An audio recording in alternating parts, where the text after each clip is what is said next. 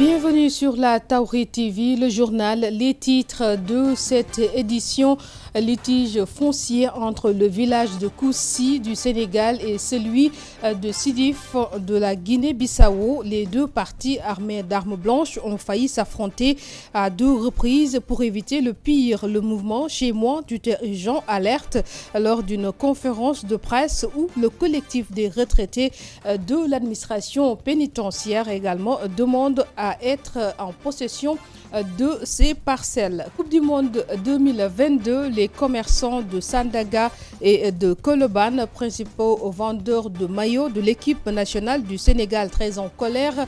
En conférence de presse ce matin, ils estiment une perte de 200 millions de francs CFA car leurs marchandises ont été saisies par la douane. Nous y reviendrons dans ce journal également pour parler de la journée internationale Manfa Wade Wele, prévue les 5 et 6 novembre prochains à Tivaouane. Une première édition après la disparition de Sorna Assi Mansour. Des consultations gratuites et des conférences sont au menu. Et puis pour parler de la promotion et emploi des jeunes, le GIE Bissimila met l'accent sur la question, notamment dans le commerce de fruits et légumes à Diamniadio. Plusieurs jeunes y sont employés. Bienvenue dans cette édition. Rien ne va plus entre la population de Koussi du Sénégal et celle de Sidif de la Guinée-Bissau. Un problème foncier entre le sommeil de ces deux villages qui ont failli en venir aux mains. Le mouvement Chez moi, tout est urgent interpelle ainsi les autorités étatiques des deux pays pour éviter le pire. Quant au collectif des retraités de l'administration pénitentiaire de Louga, il demande à être en possession de ces parcelles. C'était lors d'une conférence organisée par le mouvement Frappe France Dégage. Compte rendu. La population de Koussi dans le département de Goudomp accuse celle de Sidif de la Guinée voisine d'accaparement de leurs terres cultivables.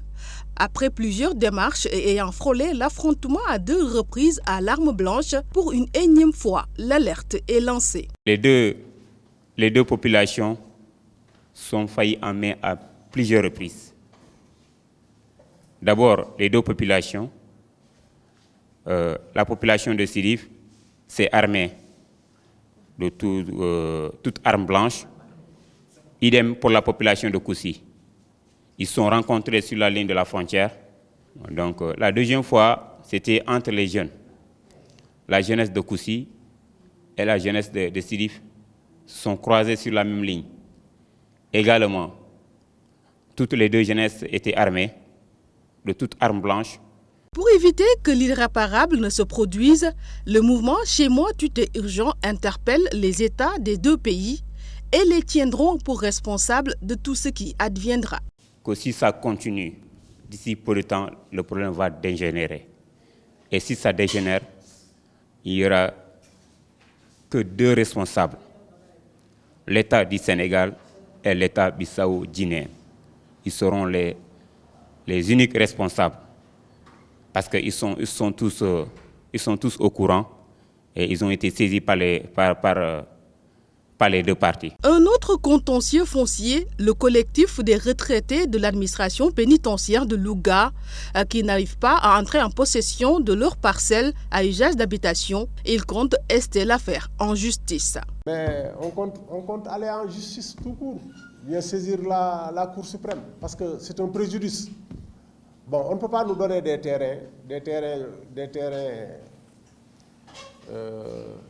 avec des papiers. Ces papiers-là sont valables, parce que c'est le chef de centre fiscaux qui l'a signé. Et la procédure est régulière. Maintenant, ces gens-là, ils sont en...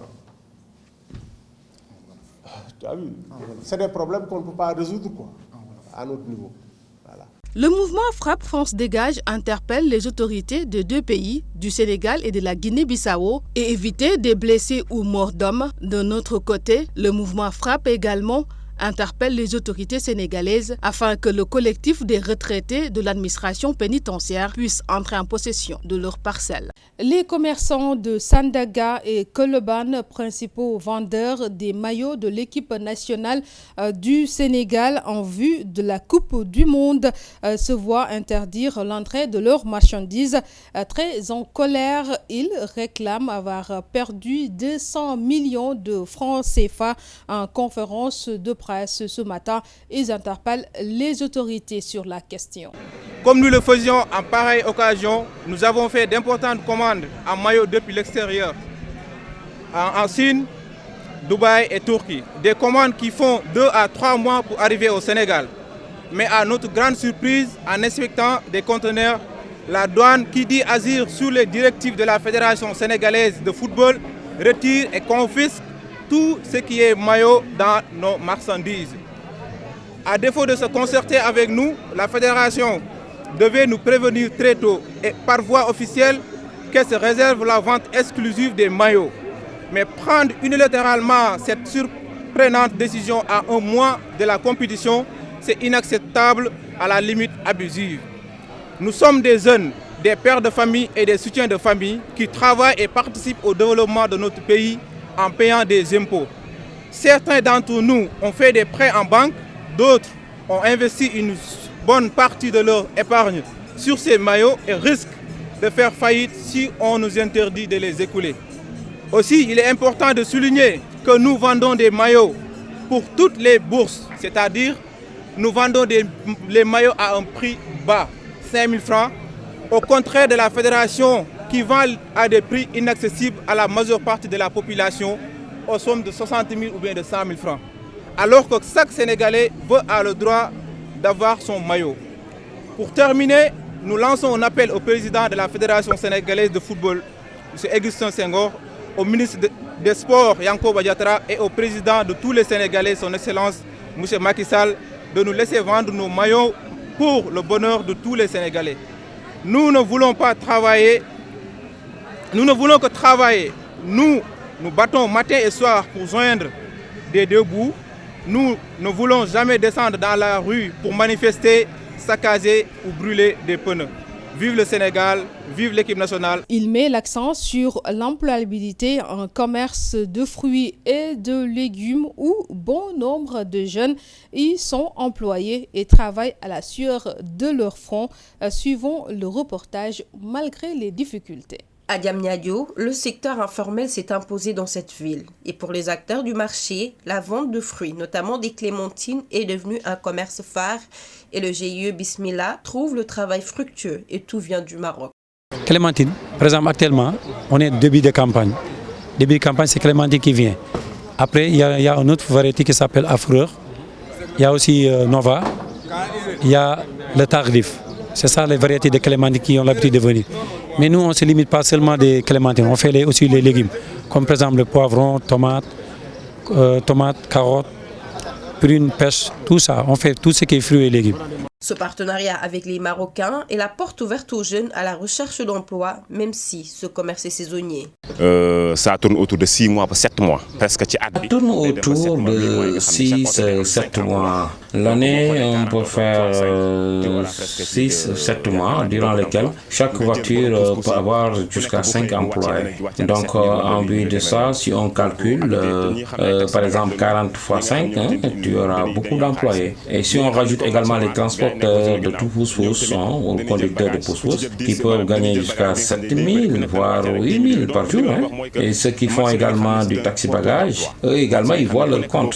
Ce sont eux qui peuvent, et même ceux qui font le marché noir, il faut compter ces gens-là qui peuvent également avoir jusqu'à 10 000 francs par jour. En gros, ce que je peux dire, c'est que c'est un marché qui est pourvoyeur d'emploi et que chacun y pouvoir, en tout cas, peut y voir son compte. Pour les Marocains établis au Sénégal et qui travaillent avec le GIE, les variétés sont nombreuses concernant la clémentine. Mais pour eux, le principal problème demeure la douane et les contrôles routiers. De bonne façon, on a commencé la première campagne par clémentine. Il y a beaucoup de façons de clémentine. Il y a clémentine tardive, affourée ou diakhaté, comme l'appellent les Sénégalais, et beaucoup d'autres. Mais nous, notre problème, c'est la taxe douanière. Chaque année, elle augmente les prix et on ne comprend pas pourquoi. Avant, comme en 2013-2014, on payait 3 à 4 millions, mais maintenant, on paye presque 6 millions et quelques par camion. Et on a des difficultés sur la route. À chaque barrage, on vérifie, on descend les caisses, on paye les quittances et à chaque montage on redescend les caisses pour le contrôle